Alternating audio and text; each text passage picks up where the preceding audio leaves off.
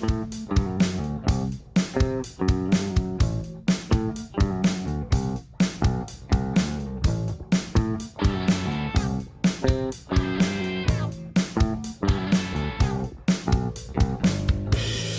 look at those jerks. See how they smirk? Don't you want to smash their faces? So shallow and dumb. Bonjour mes amis, hi guys.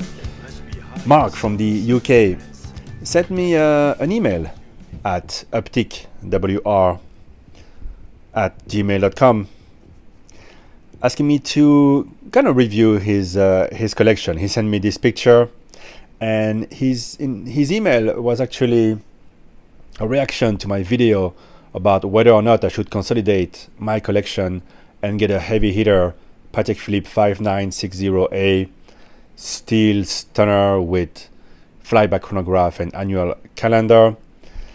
In the end, I didn't do it. I needed to pay my taxes. Didn't feel right to put so much money in a watch the price of a car when I don't even have a car here in Hong Kong.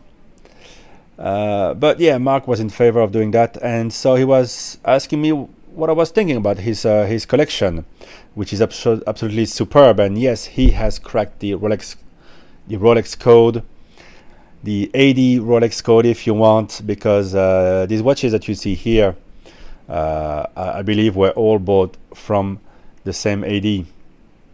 He's got all the heavy hitters, the blue dial Sky Dweller, 3 GMTs there, including the Pepsi and the root beer, and a Batman. He's got the white dial ceramic Daytona, a Submariner. Absolutely stunning collection of watches that are very difficult to get at retail. But he was thinking about reducing his collection and maybe moving on to the next phase, since he was reacting to my consolidation video. I assume from there he wanted to maybe move up in the game, in the Patek game perhaps. And he mentioned he was going to see 15500 AP Royal Oak. With COVID, it was a bit delayed. So yeah, he's looking at other things. So let's try to unpack this. And this actually, he sent this a few weeks ago. Since then, things have changed. He sold some things, he bought some things. You'll see that at the end of the video. You had a taste at the beginning of the video. And very interesting because kind of contradicts some of the things he was saying, and at the same time it goes in a very good way. So let's unpack all that, shall we?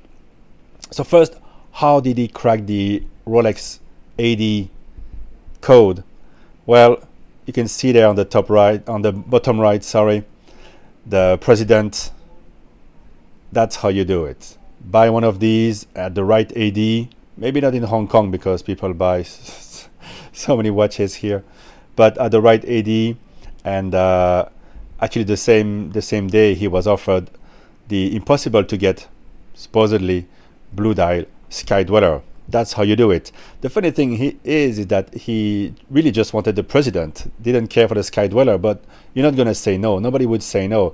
Take it for a ride, see how you like it. It's a big watch, on the wrist, so it's not for everybody. I've tried it many times in white, the white version, which is going to look even bigger on the wrist because white dials look bigger than darker dials.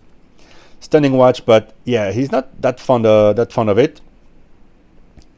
And after that, he got the Pepsi, he got the root beer, while he already had the Batman, which he loves. He's been wearing it for many years, has put lots of scratches, lots of love into it, let's say. Of course, he also got the Daytona, the ultimate luxury chronograph. Next to it, you can see Date Submariner. Everybody should have one. But then on the top left there, you have a Yachtmaster, two-tone there. And what's interesting is how he was seeing this collection. He loves the president. He loves his Patek, I believe a 5196 dress watch.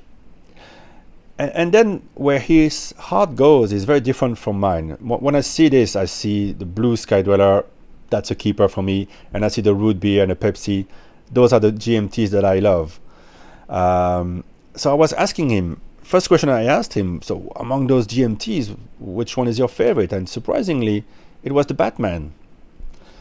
Then I asked him, okay, GMTs, but then you have the Sky Dweller, which also is a GMT with the calendar. It was like, yeah, I get it, as I explained to you, with the president, not that fond of it actually, and might move on from that one, might sell it. Hey, gonna make a big buck if you do that. But already interesting. But I can understand. Honestly, Sky Dweller is a huge watch. But a bit surprised that he would prefer the Batman to the other two. But then again, to each his own. And the Batman is a very cool watch. Then he surprised me even more, as the Rolex Daytona ceramic is not really something he likes either. So again, if he was to move on from there, replace that by, for example, the 5960A white dial Patek Philippe, and that's maybe why he contacted me. That would be quite stunning indeed, because you can make money selling the Daytona and you get a stunner Patek steel, which is more usable than his current dress Patek. And then the question was, two watches here have the same two-tone kind of color, the Root Beer and the Yacht Master, and surprisingly he prefers the Yacht Master and was thinking about flipping the Root Beer, which will bring a little premium on top of it. So very interesting. He's cracked the code. He can cash in the premiums at some point if he decides to do so. But I can feel that his mind is wandering around.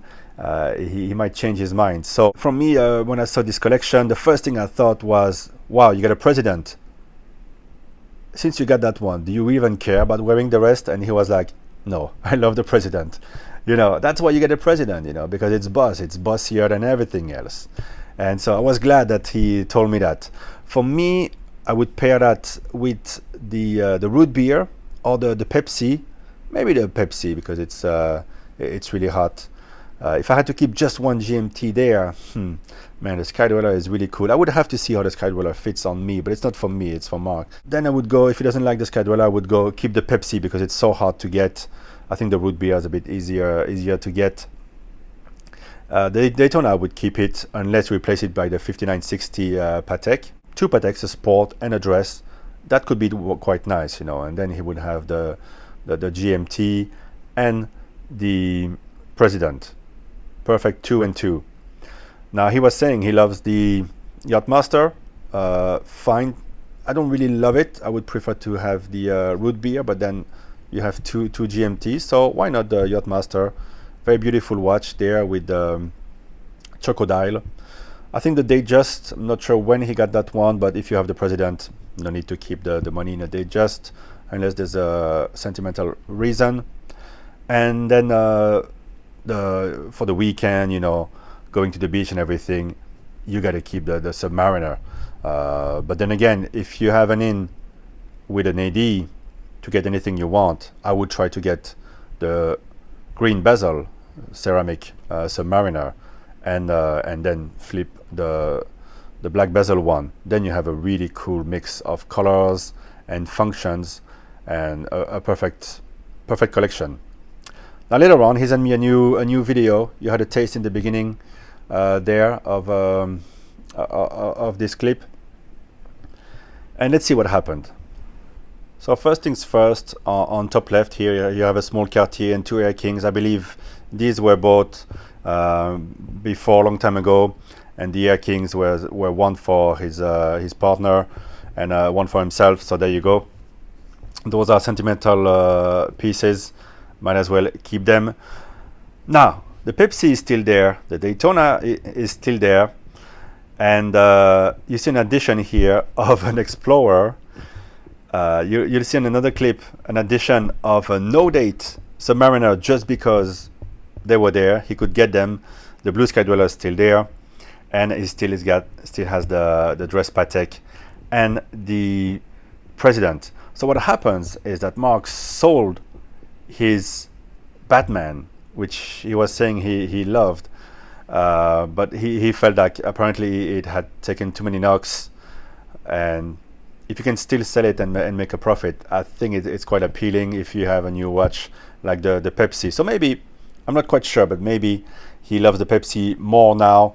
I hope he does, because you shouldn't sell the ones that you love just because everybody else loves them. You know, I don't want to, say that I'm not changing my mind all the time. So it's hard to tell anyone not to change their mind. It's very difficult when you collect. Sometimes you look at your collection and you see something that hadn't caught your eye before. So I'm really happy to see that the Pepsi is a GMT that stayed there. And surprisingly, the root beer is gone, but also the Yachtmaster, which I thought Mark loved. So no more two-tone happening. I love two-tone, but maybe something else is in the work there in Mark's mind. Interesting there, but I think the root beer is a two-tone to keep at the moment.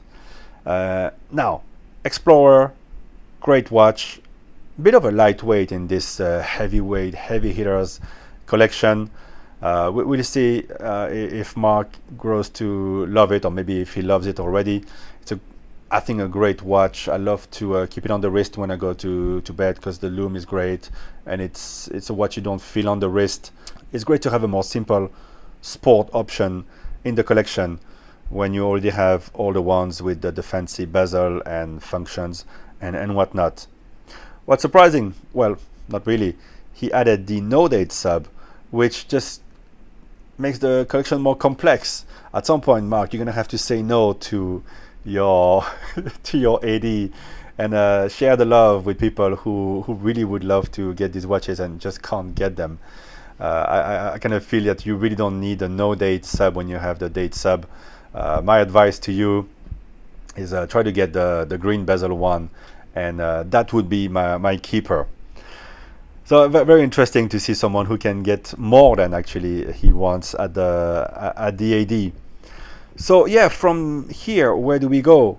What do we remove? It's really up to Mark and how he feels about the Daytona. Adding a Patek stunner would be great, but the problem is, if you've invested so much of your money and your time with one Rolex AD and you've cracked the code there, it's going to be hard to do the same with Patek unless you buy a complication watch in a dress format, like the 5960, but not on steel, the one in white gold, for example, or maybe a rose gold annual calendar, or something of the sort, something that puts you on the map with Patek, just like you did with Rolex, and then you can get those steel watches there. Of course, the 5960 is discontinued, so if that's the one you love, and I do love it personally, get that one. Job done.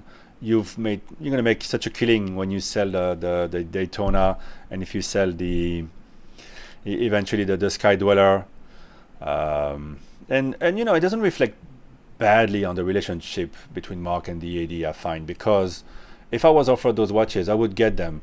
But if I don't love them, there's no point keeping them. Pass on the love. Somebody else will enjoy buying the watch. Of course, that's going to cost them a bit more. But 5960, amazing. Or, you could look into getting a 5712 or 5990. I think a beautiful Nautilus, that would be quite amazing, especially if you get a blue dial that could replace that Sky Dweller that is going. But it's a big budget there, so not easy. So maybe this is we're gonna leave this here. It's a bit of a to be continued. I think I'm not sure if Mark is really looking for an answer. I mean, all of his collection, and I think he made the right choice getting that President. Looking back into it, maybe 3 years ago, I should have done that, and I would already have the GMT that I really want. Food for thoughts for everybody. Let me know in the comments what you think about all this. Where would you see this collection going? What are you gonna do to get your Rolex dreams happening, or your Patek dreams? Is the 5960 the one you would go for? I think it's not easy to get the Nautilus or the Equinox, the Equinox equivalents, if you can talk of an equivalent really. I think the 5960 is a bit different. It's a bit more of a connoisseur's piece, and you might not get robbed in the street if you wear that one compared to a Nautilus. All right, guys, thanks for watching. Take care, and all the best, Mark. You have a great collection. You don't really have to add anything, change anything. And if I might just add one advice, is just take your time, enjoy the watches, and you know, maybe in 3-4 months after Rolex and Patek have released new watches, maybe you'll think of things in a different way. But for sure, as it is, it's a royal collection for sure. Bye bye, guys.